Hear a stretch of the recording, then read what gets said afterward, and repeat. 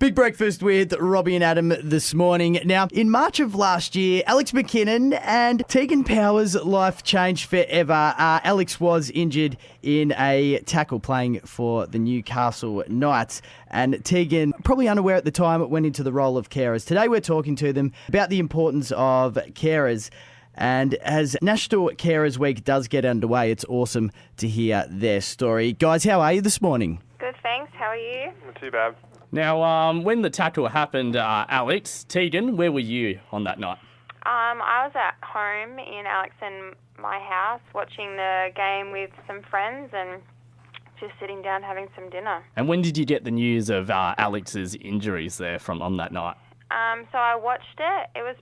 I didn't think it was it was too bad, too serious. You know, there's a lot of injuries in rugby league, and I thought, maybe a couple of weeks and we'll be back on the train again. But about an hour after the injury, it kind of settled in when Alex rang me, and he was super calm and collected and just told me, I can't feel my legs and whatnot. And after that, it was a bit of an emotional roller coaster. What did you think when you heard the word quadriplegic? To tell you the truth, I didn't really know what it meant. So when the doctor pulled Alex's parents and myself aside, we were a bit unsure, and then he went into, the details of it, and it really hit hard, and Kate and myself kind of fell to the ground in tears and didn't really know what the future held. It was a scary moment.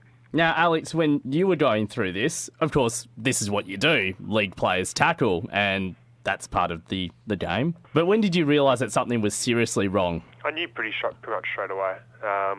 Once it happened, everything probably kind of stopped and went really calm and cold, and it was really weird. But yeah, I knew straight away. I knew something was wrong, and when you can't move your arms or your legs, and I just knew straight away. Was there a reluctance straight up to accept the fact that you were going to need a carer? Yeah, I suppose being a pretty independent and stubborn person, and you never really want other people to do things for you, but it's still something I struggle with today, and the fact that I do need help, but I'm very lucky to have good paid carers and also unreal people around me like Teigan and my family, which evidently are my carers and help me so much.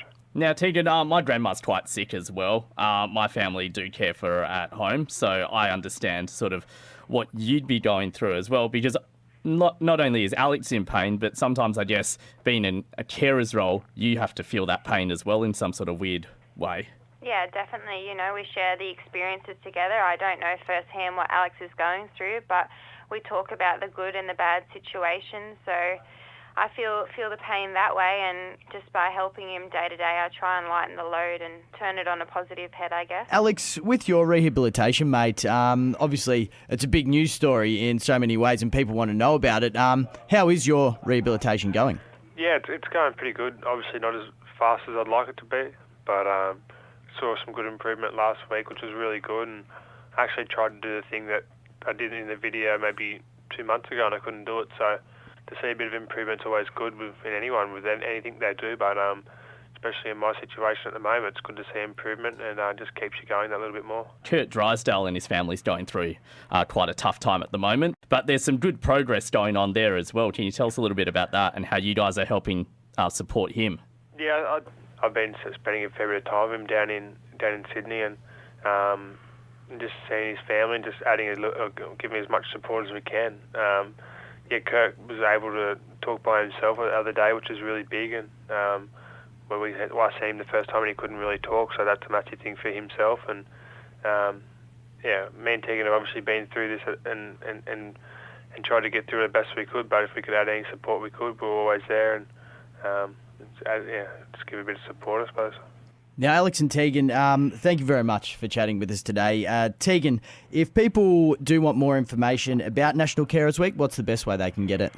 So for carers like me, they can visit carersaustralia.com.au and select your state and territory, and you'll find free services and support that's there, or they can go to carersweek.com.au and make a free pledge and support us and just appreciate the work that we do for those who need care. Alex McKinnon and Teigan Power are representing Carers Week. Thank you very much, guys. Carersweek.com.au is the website to get more info. No worries at all. Thank you very much. Thank you. It is the Big Breakfast with Robbie and Adam. Stick around. We've got Nick coming in for Talking Sport a bit later this hour. Vance Joy on the way, and Beck.